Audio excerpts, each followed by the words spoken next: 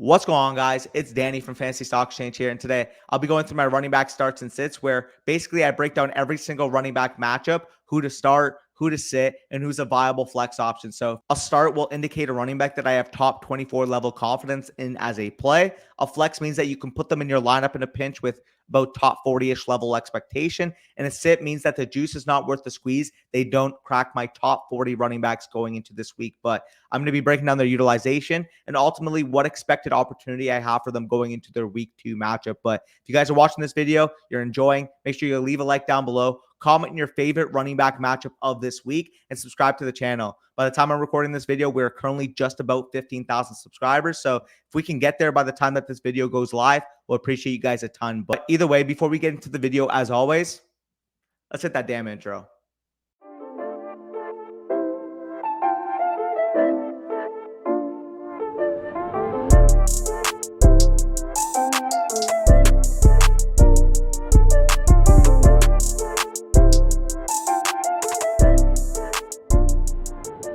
All right, so before I get into the game-by-game analysis, here's the matchup chart, a chart that is a composite of 50% last year's rankings for these defenses and 50% from week 1, because we don't have enough information on how these defenses will be for the rest of the year. So we felt that it was a good composite to have half of last year's, half of this year's make up the matchup chart. And you guys can see on the screen, but Nick Chubb, Kareem Hunt, Christian McCaffrey, Darrell Henderson, all having extremely favorable matchups going into this week, with guys like Leonard Fournette, Cordero Patterson, Derrick Henry, all having unfavorable matchups this week going into week 2 for fantasy football. So let's get into the first game of the 1 p.m. slate. Commanders at Lions. Detroit is favored here by 1.5 with a 48.5 over under. And my advice here is that you're starting DeAndre Swift, you're starting Antonio Gibson, and you're sitting both J.D. McKissic and Jamal Williams. We know that when DeAndre Swift is healthy, he is a must start. He's an excellent receiver out of the backfield, 66% route participation in week 1. The only concern here is the ankle injury that he has been battling all week, but all reports are showing that he should be ready to go for week 2. And as long as he's healthy, he's going to be a top 10 running back in my rankings. As far as Jamal Williams, he's not really a back I feel comfortable ranking in my top 40. So as a result, he's going to be a sit for me this week going up against the Commanders. In terms of Washington's backfield, you can absolutely start Antonio Gibson with confidence as an RB2 at least until Brian Robinson gets back. We saw this past week, 58% route participation and a 35% target per route run rate, which is a big step up from what we saw from Gibson last year. The only real concern that I have here for Gibson in the short term is him potentially ceding all the long down and distance and 2-minute work to J.D. McKissic. But speaking of J.D. McKissic, I don't really think that role in itself is enough to make you feel comfortable to flex him. So as a result, I'm going to lean sit. Next matchup, Dolphins at Ravens. Ravens are minus 3.5 with an over-under of 44.5 in this game. I'd feel comfortable with flexing Chase Edmonds and flexing whichever number 1 back we see from the Ravens, whether that's Kenyon Drake if J.K. Dobbins is expected to miss, or if J.K. Dobbins is back in this game, I'm fine with flexing him as well. But for Chase Edmonds, we saw the opportunity to be the Dolphins lean back in all valuable situations in week 1. He dominated routes, he dominated short down and distance and long down and distance work for the Dolphins. Only thing really up for debate here is the inside the 5 usage of the team, but he's shown me enough at least to be considered a high-end RB3 for the time being. From the Ravens perspective, if J.K. Dobbins is out, Kenyon Drake is another running back I'm flexing. And with J.K. Dobbins, if he does actually return to this game, he is the only Ravens running back I'd feel comfortable with flexing. First game back, ACL, kind of want to see how he gets used before I commit to him as a top 24 level expectation. But while I don't think top 24 expectations is reasonable, I do think top 40 should be in the range of outcomes for a guy like J.K. Dobbins if he does suit up for this game. Obviously, all of the other backups in this game are to be sits. Next matchup, we got Jets at Browns. Browns are 6.5 point favorites in this one with an over-under of 40. And in this game, I'm comfortable starting Nick Chubb, comfortable starting Kareem Hunt, and I'm fine flexing both of the Jets backs with Michael Carter and Breece Hall. We know that as long as Nick Chubb is healthy, he's going to be a top 24 running back in our rankings. And Kareem Hunt this week is actually another running back I'm more than comfortable starting with top 24 expectations this week. Obviously, we knew that for the most part, Chubb would get all of the early down work. But as we see, Hunt captured all of that long down and distance and third down work of the Browns offense. The upside of Hunt is massive given this role that he showed in the Browns receiving game. And with his upside being a top 5 running back, if anything were to happen to Chubb in this game, Kareem Hunt standalone value, I think, is as a low end running back too. But like I said, if Chubb goes down early in this game, he could be a player that works into the top 5 by the end of this week. In terms of the Jets backfield, as I kind of mentioned, you can feel comfortable flexing both of these backs. I expect Michael Carter to receive the majority of this work, but we saw in week 1 that they actually split the receiving work and Hall dominated all of the 2-minute work. So So while I prefer Carter in the short term, I do expect within the next couple weeks that their opportunity shares will flip soon enough once Hall becomes fully acclimated as a pro. Obviously, this past week was his first career game in the NFL. I do think by week 3, week 4, maybe even week 5, we do see that these roles reverse in this Jets backfield, where Carter is the ancillary piece and Hall is the main running back. Next matchup, we got the Colts going on the road against the Jacksonville Jaguars. The Colts are -4 in this game with a 45.5 over under. And obviously, you're starting JT. This isn't rocket science. This is this past week's RB2 and last season's RB1 overall. He is an absolute stud. He's a workhorse. You're not sitting JT no matter what. I don't think I need to tell you that. In terms of the other running backs in this game, I temper all of their expectations to that RB3, RB4 type of range. Obviously, we saw this past week from the Colts. Hines was extremely efficient in week 1. Despite a poor snap share and route participation, he actually commanded 27% targets per route run. He's still a good player, and he's always going to be efficient in my opinion. But I don't know if relying on a third down back who splits third down work is a great bet rest of the season. So if Nyheim Hines actually has a good game in this one, I'd actually try to package him along with maybe another piece to buy low on a running back with a much better projected workload for the rest of the season. In terms of the Jaguars side, I'm fine with flexing both of these options, but I do think it's worth noting that Etienne was clearly the better used running back in week 1. He got all of the valuable snaps. He dominated short down and distance, long down and distance, and 2-minute work. And aside from inside the 5 carries, ETN was the main running back here. I still view ETN as a high-end running back 3 this week, so RB 24 to 30 type of range. And James Robinson is more of a running back 3-4 type for me, RB 36 to 40 type of range. In terms of the next matchup, Panthers at Giants. Giants are 2-point favorites with a 43.5 over-under. It's Christian McCaffrey and Saquon Barkley. Obviously, you are starting both of these running backs. Both of these running backs figure into the top 3 of my running back rankings this week. You're starting them and only them out of this game. I just want to share this for everyone with CMC who is worried about the lack of overall touches in week 1. You're all fine. And if someone in your league is actually worried about CMC, try and buy low. We do see this past week, he ran 77% of the routes, obviously dominated all of that short down and distance, long down and distance, inside the 5 type of situations. If you guys need any more reassurance that Christian McCaffrey is going to be a top 3 running back as long as he is healthy in 2022, this is exactly what I'm giving you here. Next matchup, we do have the Tampa Bay Buccaneers going on the road to face their hated rival in the New Orleans Saints. New Orleans is actually a 2.5-point underdog, over-under of 44 in this game. And in terms of my advice, you're starting Leonard Fournette, you're starting Alvin Kamara, you're sitting everyone else. Let's pretty much keep it brief. These 2 running backs are clear workhorses from either side here. We did see this past week against the Dallas Cowboys that Leonard Fournette was dominant in terms of usage and actual performance in week 1 against the Cowboys. And for Alvin Kamara's side, yes, his usage wasn't really ideal, but we actually heard after the game that it did materialize that he was battling a rib injury throughout the game. So, and as long as Alvin is himself, we should expect him to return to top 12 overall status at the running back position. So no real worries about Alvin Kamara, despite that lack of a game he had against the Atlanta Falcons. Expecting him to bounce back in this one, especially from a utilization standpoint. On to the next matchup, we do have the Patriots on the road against the Steelers. We do have Pittsburgh as being 2-point home underdogs with an over-under of 40. My advice here, if Najee Harris is healthy, you're going to start him. In terms of the Patriots backfield, you're going to flex both Ramondre Stevenson and Damian Harris. As long as he's healthy in this one, I am starting him with top 24 status. I will say, though, maybe temper your expectations from that clear-cut RB1 that he's been since he stepped on the field to more so of a high-end RB2, mid-end RB2 expectation for Najee Harris. From the bat side, I'm flexing both running backs, like I said. In week 1, we did see an ugly 3-man committee materialize between Stevenson, Harris, and Ty Montgomery, but with Ty Montgomery's recent placement on IR, I do expect the Patriots to commit to this as a 2-man backfield with Harris and Stevenson, and for Harris to remain that, short down and distance between the tackles, red zone type of rusher, with Stevenson taking the reins on long down and distance and third down situations. I do think if Stevenson is able to absorb the work left behind from Montgomery, I think we could potentially see a top 24 back materialize with Ramondre Stevenson.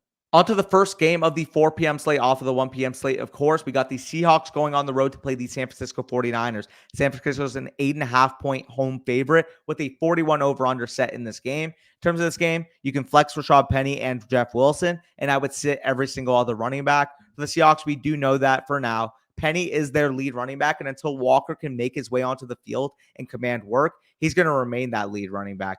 Obviously, again, you got to temper your expectations given the lack of receiving usage we have seen from Rashad Penny in conjunction with potential negative game script going his way. But with Rashad Penny, he's at least shown the talent level to be a RB3 despite those shortcomings. For the 49ers end, their lead back with Elijah Mitchell went down was clearly Jeff Wilson. He handled all of the work upon Mitchell's injury. However, given the fact that we're still talking about the 49ers, it's still entirely plausible that with a full week of preparation, we do see the other running backs worked in, with a caveat, of course, that if Deebo Samuel does see more touches out of the backfield, it's going to hinder this overall running back core a good amount. Obviously, this is not a fun situation that I want to touch, but if I have to stick a play, I'm going to plug my nose and throw Jeff Wilson into my lineup and hope for that level of opportunity share we saw from week one. Next matchup, we do have the Falcons going on the road to play the Los Angeles Rams. The Rams are 10.5-point favorites with a 46.5 over-under set for this game. You can start Cordero Patterson and Darrell Henderson and sit every single other running back in this matchup. We saw this past week that the Falcons' backfield was completely run by Cordero Patterson. He picked up exactly where he left off last year as the Falcons' main back, commanding 61% of the rushing attempts and owning a 54% route participation en route to 26% targets per route run. Patterson, to me, until proven otherwise, is an every week top 20 running back until, of course, we see the usage dip. Maybe, when Tyler Algier is ready to command some work, that's when we see it. But for the time being, short term, Cordell Patterson should be viewed as a running back too from a fantasy football perspective. From the Rams side, obviously, we're starting Darrell Henderson. It still gives me a lot of pain to say this, but Henderson is clearly the Rams' top back, at least for the time being. You can consider Henderson, at least for now, given the usage we saw in week one, as a mid to high end running back too, obviously potentially linked and insulated to this high powered Rams offense that we expected going into the year. You can't start Cam Akers. The opportunity share just simply wasn't there. 18% of the snaps, 13% of the rushing attempts, 20% of the routes. Until he's actually used in this offense at a higher degree, you cannot put Cam Akers in your lineup, but Darrell Henderson's got to be viewed as a top 15 running back. Next matchup, we do have the Cincinnati Bengals traveling on the road to play my beloved Dallas Cowboys. The Sharps are actually on the Cowboys at +7 here, 41.5 over under. And in terms of this game, you're starting Joe Mixon and Ezekiel Elliott, obviously, and you could potentially flex Tony Pollard in this matchup. We know, of course, that if Joe Mixon and Ezekiel Elliott are healthy, they will be top 24 running backs. Obviously, more optimistic on Joe Mixon's side. You can expect top 6 to 10 level production from Mixon. And we saw in week one against the Pittsburgh Steelers, he's coming off a 36 opportunity, full situational opportunity dominance from week one. If the pass game utilization keeps up for Mixon, I have no problem really adjusting him from a mid to back end running back one to a potential top 5 running back for the rest of the season. In terms of Ezekiel Elliott, his expectation to me is more so as a mid to low end running back too, getting there overall on touch workload and red zone dominance. If the Cowboys, of course, actually make it to the red zone, he's the clear running back one from Dallas for the time being, but I do feel fine flexing Tony Pollard. Not really great production this past week against the Bucs, but did see a near split in terms of workload compared to Elliott. Splitting the 2-minute drill, long down and distance, and short down and distance evenly with Elliott. We'll kind of see in this game how close the split is, but I'm fine with flexing Tony Pollard and starting Ezekiel Elliott if you're in a pinch in this Cowboys backfield. Next matchup, we have the Texans traveling on the road to play the Denver Broncos. Denver's 10-point favorites, 45 over under in this game. In terms of this matchup, you're starting Javonte Williams, you're flexing both Rex Burkhead and Melvin Gordon, and you're sitting Dameon Pierce. And we saw this past week that despite only handling 37% of the rushing attempts, Javonte Williams was absolutely superb from a fantasy football perspective.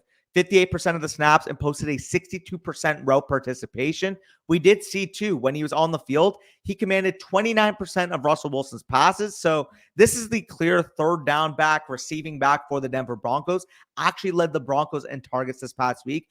I have no problem ranking Javonte Williams as a fringe top 5 running back, given this level of dominance we see in the receiving game and the insulation we do have here tied to a Denver offense. So fire up Javonte Williams, top 10 running back for me this week. I'm also comfortable starting with Melvin Gordon. We did see that he commanded 41% of the snap share and actually led the team in terms of rushing share with 63% of the team rushing attempts. Obviously, as I kind of mentioned with the pros of Javonte Williams, Javonte dominated a lot of the third down passing work. But at least with Melvin Gordon, we do expect a 40% share early down bruiser opportunity, which we expected going into the year over here at Fantasy Stock Exchange. In terms of the Texans, of course, we did get the shot of reality from Dameon Pierce that Rex Burkhead really dominated the work in this backfield in week one. I do expect sooner rather than later that their roles will somewhat reverse, but Burkhead has to be viewed as a fringe top 24 play, at least for the time being, until Dameon Pierce is actually able to dominate the role that fantasy drafters had out for him. You guys can see the share on the screen, but Rex Burkhead looked like a workhorse. 67% route participation, 71% snap share, 20% target share, and also all of the long down and distance and 2-minute work out of this backfield in week 1. Final matchup of the 4 p.m. slate, we do have the Arizona Cardinals going on the road to play the Las Vegas Raiders. Raiders are 5.5-point favorites in this one. 51.5 over-under is set. You're starting James Conner and Josh Jacobs, and you're sitting everyone else. And in week 1, we did see that James Conner showed he is the clear-cut number 1 running back on the Arizona Cardinals, a team that I do expect to bounce back after that dismal showing they showed against the Kansas City Chiefs. Obviously, we know the Kansas City Chiefs are damn good at football. I expect the Cardinals to be more than fine going to this matchup against the Raiders. We did see, though, in that matchup against the Chiefs, Conner is a fringe top 12 level running back. Goal line autonomy, dominance we saw in the long down and distance and route participation areas. Conner has to be viewed as a workhorse running back.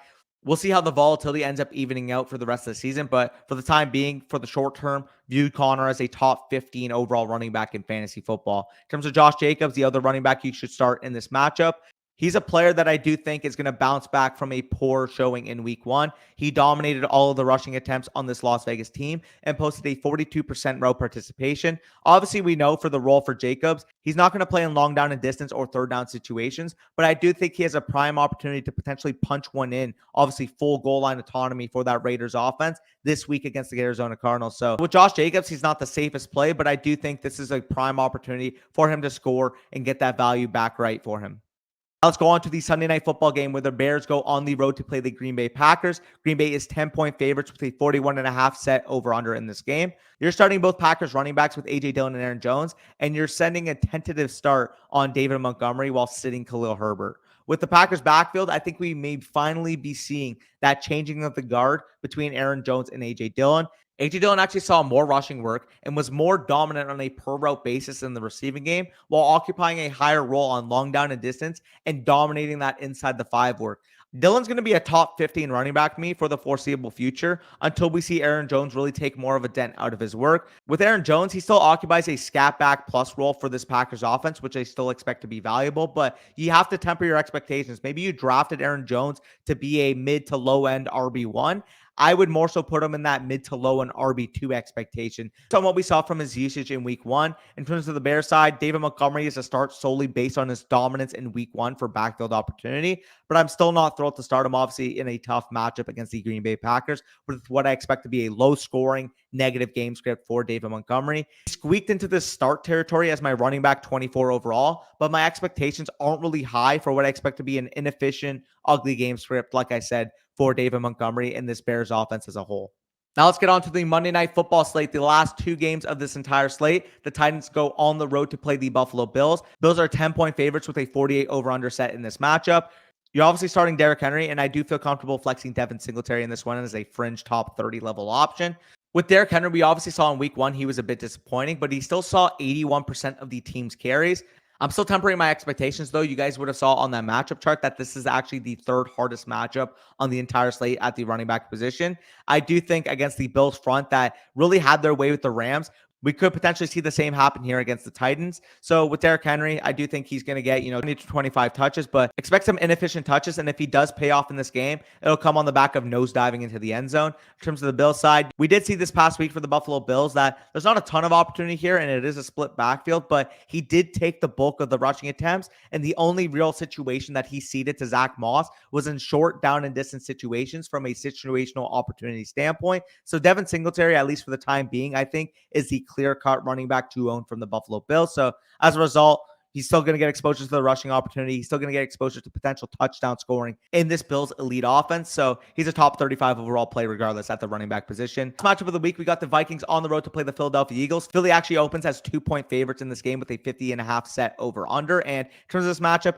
you're obviously starting Dalvin Cook, and you can potentially flex Miles Sanders in this game. We did see this past week that Dalvin Cook saw a full-fledged bell cow opportunity in week 1, even if the production didn't really look the greatest. We saw last week 25 opportunities in that game. Expect more of the same in week 2 until Dalvin's shoulder inevitably pops. you got to start him as a middle end RB1 expectation. From the Eagles side, you can flex Miles Sanders, but still be wary that this looks like it could be a potential 3-man committee.